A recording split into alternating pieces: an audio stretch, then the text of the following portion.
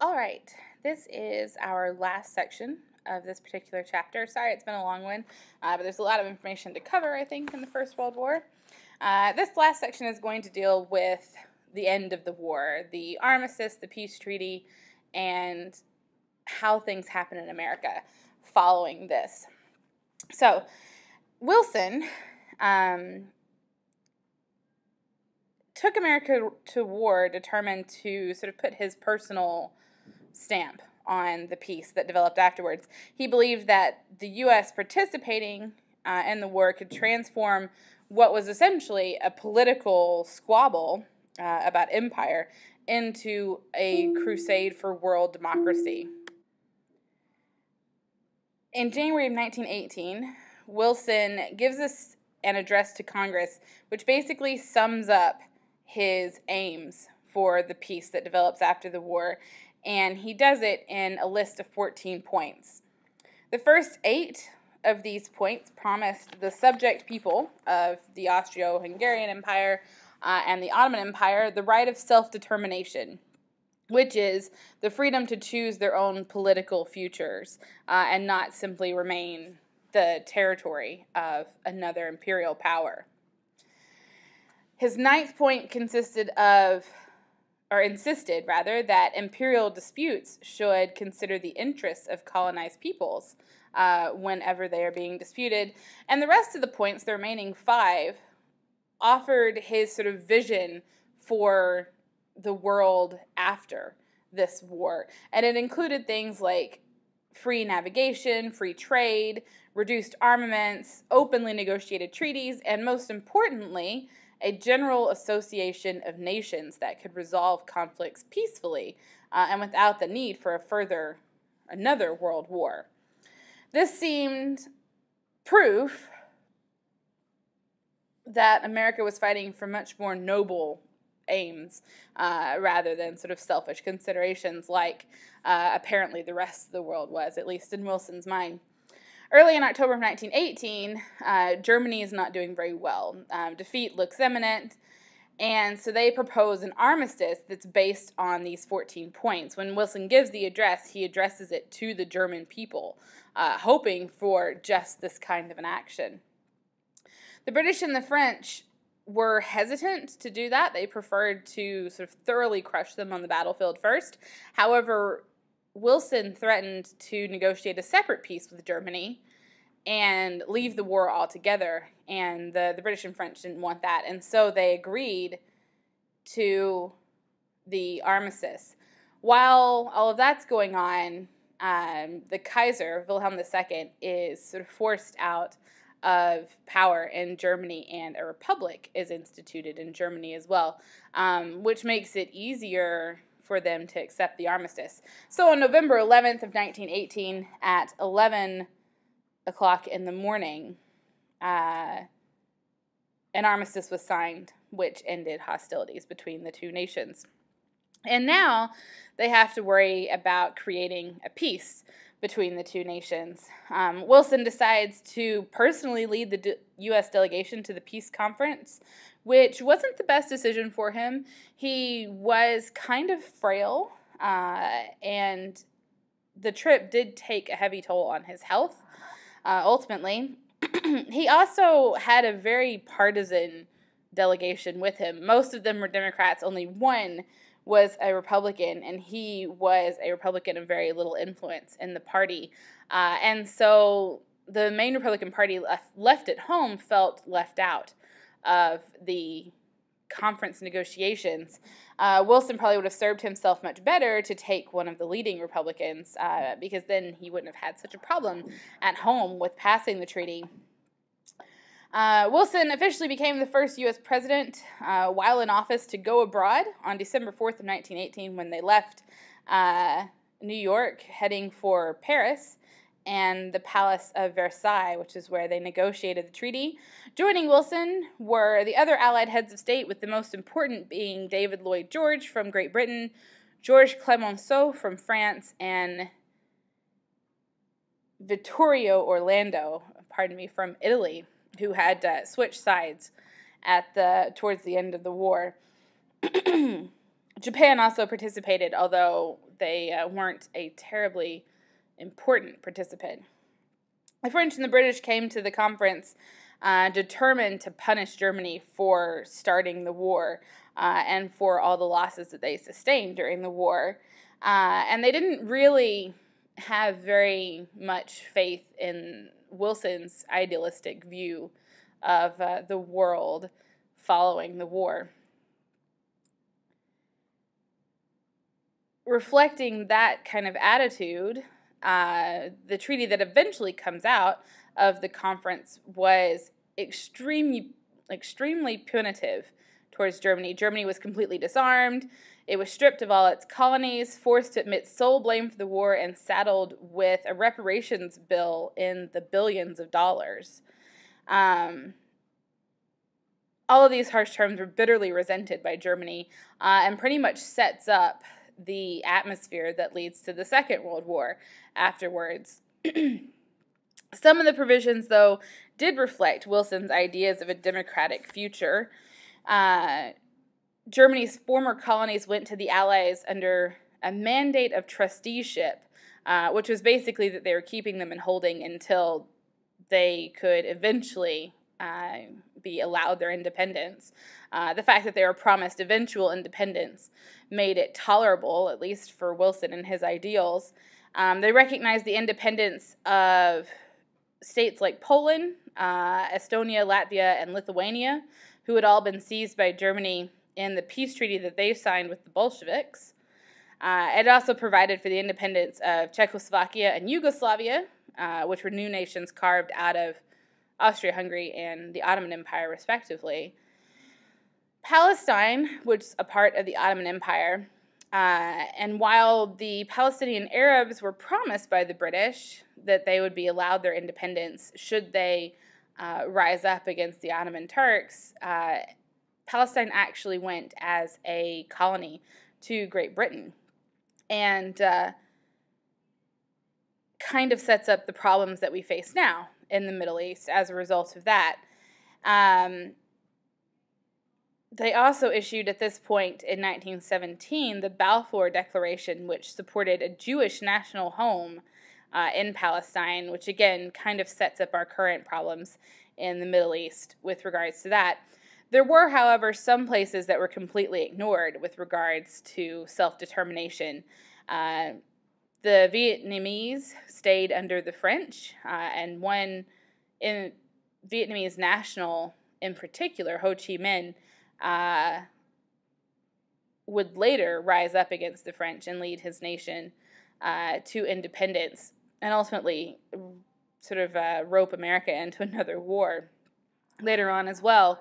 The peacemakers weren't particularly keen to come to terms either with revolutionary Russia. In August of 1918, a 14-nation allied army, including about 7,000 American troops, landed in Russia with the stated purpose of protecting Allied war equipment, but the aim was, in fact, to try and overthrow the new Bolshevik regime. And they fought there for several months and pretty much poisoned almost forevermore the relationship between communist Russia now and the rest of the West, which pretty much culminates in the Cold War later on, following the Second World War.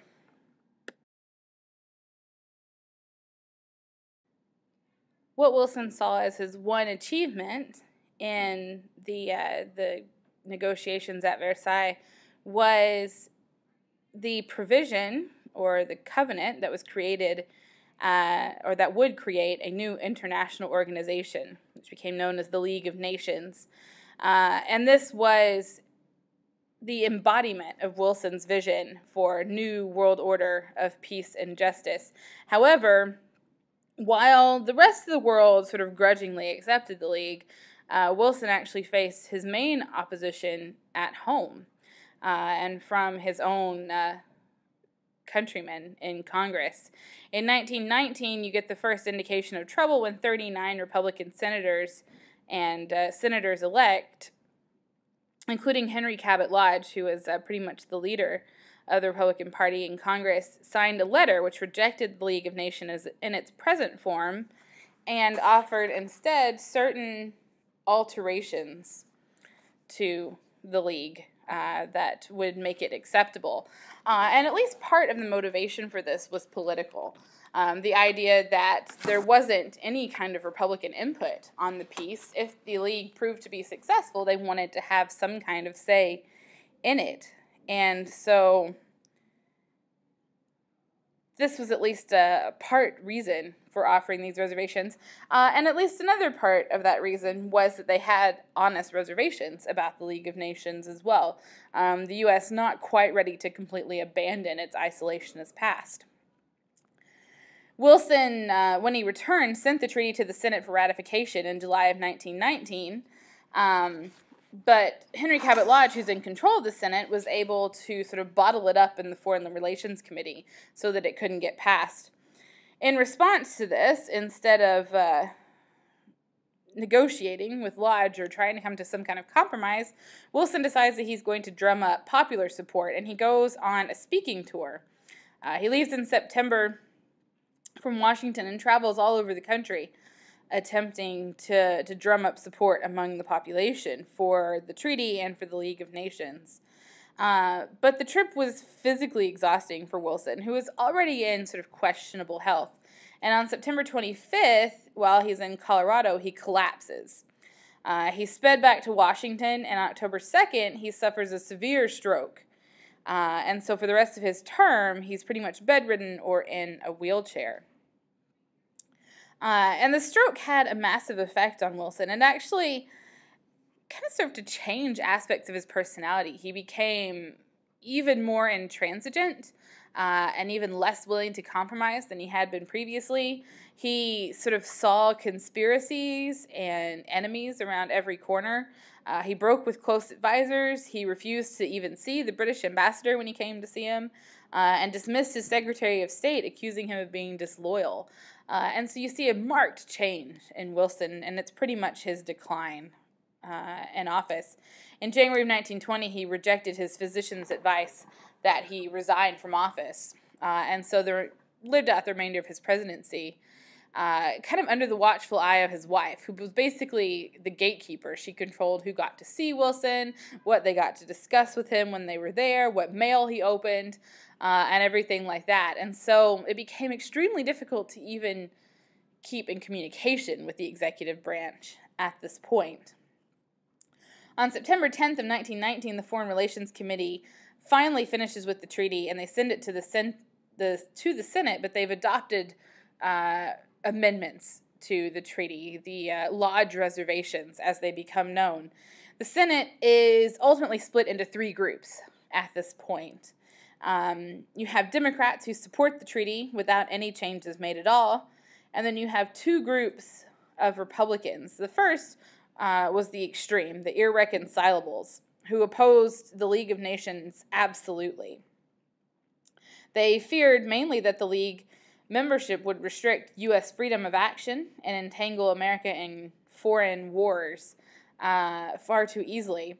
And then the last group of Republicans were the ones who I mentioned before wanted some kind of political gain from these reservations, and they were known as reservationists. And it was led by Henry Cabot Lodge. And they demanded amendments to the treaty as sort of a condition of their support for it. The biggest amendment they wanted to change was Article 10 of the League Covenant, which pledged each member nation to defend the independence and territorial integrity of other member nations. They felt that this would limit America's sovereignty and infringe on Congress's constitutional power to declare war. And so that was their biggest hurdle. Wilson could have compromised at this point, and the Senate probably would have ratified the treaty with the amendments. But Wilson, as I say before, became far more obstinate after his stroke. And so he instructed Senate Democrats to reject the version of the treaty with the amendments. And so it wasn't passed. Despite the speaking tour that he went on, the public didn't really rally behind the League the way Wilson hoped they would. And that was thanks in part to the reactionary mood that his own administration had created within the country itself. On November 19th, pro-League Democrats and anti-League irreconcilables joined forces to defeat the proposed measure that included the reservations. Eventually, Lodge allows a second vote to come up, this time without any reservations at all, and it produced the same result. The treaty fails, and so it's never ultimately passed in its original state or an amended state either. So here I have several pictures offering some kind of commentary on the League of Nations and the sort of fight going on in Congress with regards to America's acceptance of the League of Nations. The first one on the left depicts a scene of somebody on a subway train, and you have three gentlemen there who have all been labeled as leading reservationists. So you have Henry Cabot Lodge in the middle as probably the most recognizable. On the bottom, it says, refusing to give the lady a seat, as they're all just standing there, while the woman, labeled Peace, is forced to stand in the subway carriage, which is basically accusing them of being ungentlemanly, and in this case, kind of like warmongers as well. So this is obviously a pro-League, pro-treaty picture being depicted there. In the top right, you have another picture. This one has Uncle Sam reading a newspaper showing or talking about all the nations who have joined in with the League of Nations. I think it is 48 in the picture. And he's sitting out in a field looking kind of dejected, sort of like a hobo, I guess, is the image they're trying to bring up. And with him are other countries who are noticeably absent from the League of Nations. The one at the back with the sort of big burly beard is to represent Bolshevik Russia. And the one with the sombrero is obviously meant to represent Mexico. As other nations who are quite obviously excluded from the League. The last picture at the bottom is a play on the famous little monkeys, the hear no evil, see no evil, speak no evil monkeys. And this time it's three little elephants. The elephants, again, labeled with the same names as in the subway picture there, with Henry Cabot Lodge and two other leading Republican senators. And this time, instead of evil, it's the League of Nations. So you hear no good of the League, you see no good of the League, and you speak no good of the League of Nations. Again, a critical commentary on the Republican position with regards to the League of Nations. So the strident patriotism that characterized the war years left a kind of bitter aftertaste after the war ended. And in the years that sort of close out the decade, 1919 to 1920, you see a new surge of racial violence as well as anti-radical hysteria. The worst of the racial violence took place in Chicago, where tension erupted on one afternoon in July of 1919.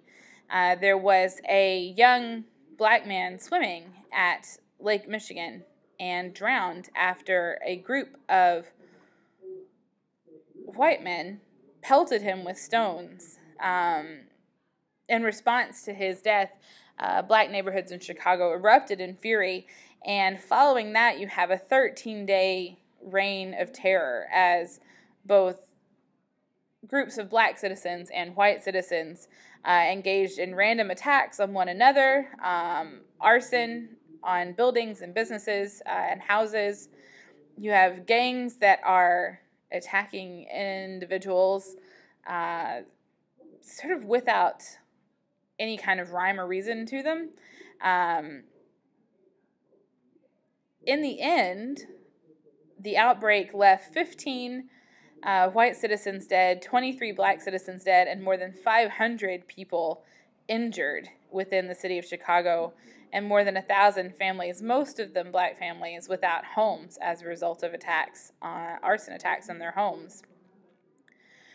The anti-radical hysteria was directed largely at communists, and it became known as the Red Scare. Communists referred to as Reds because they tended to favor a red flag. You have a rash of strikes taking place in 1919, a lot of them involving sort of pro-communist organizations like the Industrial Workers of the World, and this just sort of deepens the already simmering fears that people have about a communist takeover following the Bolshevik takeover in Russia. Anti-radical paranoia also started to infect politics. In 1919, the House of Representatives refused to seat one socialist congressman from Milwaukee. He had been indicted under the Espionage Act for speaking out against the war, and so they refused to seat him. The voters actually re-elected him, and however, the House never allowed him to take his seat in the chamber. The New York legislature expelled several socialist members who were serving, and on the national level, the Justice Department set up an anti-radical division under a young J. Edgar Hoover, would eventually take on the Federal Bureau of Investigation. This group ordered the arrest of hundreds of suspected communists and radicals, and in December of 1919, the government deported nearly 250 Russian-born aliens, including the noted socialist Emma Goldman, or anarchist rather, Emma Goldman. On January 2nd of 1920, a dragnet coordinated by the Justice Department and the politically ambitious Attorney General Mitchell Palmer raided the homes of suspected radicals and the headquarters of radical organizations in 32 different cities across the country. They arrested more than 4,000 people and seized a hoard of papers. However, most of those people, they had no real evidence on to deport them or otherwise deal with them. Only about 550 of them were deported out of the 4,000 that were arrested. However, they were still detained. They were jammed into small, unsanitary cells. If anyone came to visit them, then that person was immediately suspected and could find themselves in a cell as well. And so it was just a lot of irrational hysteria which characterized this whole episode. However, because you didn't see any real threats being exposed as a result of these raids, the public very quickly failed to support the raids any longer. And so pretty much as quickly as the Red Scare rose up, it also died away relatively easily. By September of 1920, there was a bomb that exploded in New York City in the financial district, and most people saw it as an isolated fanatic and not as an indication of a communist takeover. And so that was a relatively short episode in American history. Here I have two more pictures which are both addressing the Red Scare as it existed in America. The one on the right shows a European anarchist holding a dagger and a bomb, and he's sneaking up on the unsuspecting figure of the Statue of Liberty. The quote at the bottom is intended to indicate the famous line, "Give me your poor, your oppressed, your unwashed masses." I can't remember the exact phrasing of it, but that's the image. The quote is meant to imply that America has welcomed you openly into her hospitable shores, and this is how you repay her, by threatening to overthrow the liberty that you sought here. It's essentially anti-communist propaganda, and as a result tends to sort of overblow the situation as it existed. And that is essentially the commentary that you get from the image on the left. You have a picture here of Uncle Sam with a fly on his forehead, and the fly is labeled the Reds. So the Communist Menace is essentially being likened to a fly on the face of a giant nation. And in order to deal with that, you have the two drastic sedition legislation in the shape of a sledgehammer. And so you have Uncle Sam about to knock himself out with a sledgehammer in order to swat the fly. And the line at the bottom there, urging people to swat the fly, they aren't implying that the communists are not a menace, but they're implying that they aren't as big of a menace as the government officials would lead us to believe. And so, by all means, swat the fly, but use a fly swatter and not a sledgehammer to do so. So the last thing that we'll address, and which sort of leads us into the next chapter, which will deal with the 20s, is the election of 1920. Wilson is basically an invalid by the time the election rolls around. However, he still considers seeking a third term in office. He is eventually dissuaded from that. He was hoping, however, as the Treaty of Versailles and the League of Nations is still sort of sitting in limbo in the United States Congress, neither of them can get passed. And so he's hoping to make the election a kind of solemn referendum on the League of Nations itself. And this doesn't really work out the way he was hoping it would anyways. The Democratic Convention nominates a man called James Cox as their nominee. They choose as a running mate the rather young Secretary of the Navy, Franklin Roosevelt, who provided a bit of prestige to the ticket as he had a recognizable political name.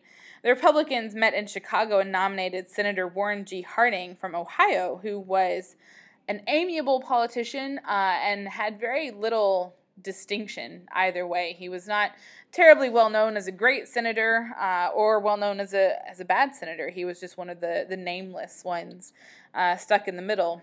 For vice president, they chose Massachusetts Governor Calvin Coolidge, who had won attention in 1919 with his denunciation of the Boston policemen's strike. The campaign was basically issueless. They didn't seek any kind of referendum on the League of Nations, and instead there was a lot of, pointless rhetoric. Warren Harding, in his speeches, had a way of talking a lot, but not saying very much. One critic described it as an army of pompous phrases moving over the landscape in search of an idea. And this, while somewhat disheartening, especially for Wilson, who was hoping for more from the election itself, was kind of just what voters wanted to hear. A lot of voters welcomed his promise to return to normalcy, which is a word that he completely made up, and so won a fairly easy landslide victory, and pretty much set up the atmosphere for what we could expect in the 1920s as we move into that decade. With his election, though, pretty much any hope of American entry into the League of Nations is completely gone, and ultimately the U.S. never passes the Versailles Treaty itself. They passed by joint resolution essentially the treaty, but without the League of Nations, in order to end the war officially. But nothing really worked out the way that Wilson had hoped it to whenever he first embarked on the First World War as a democratic crusade. And so he was a bit disappointed by all of it, to say the least.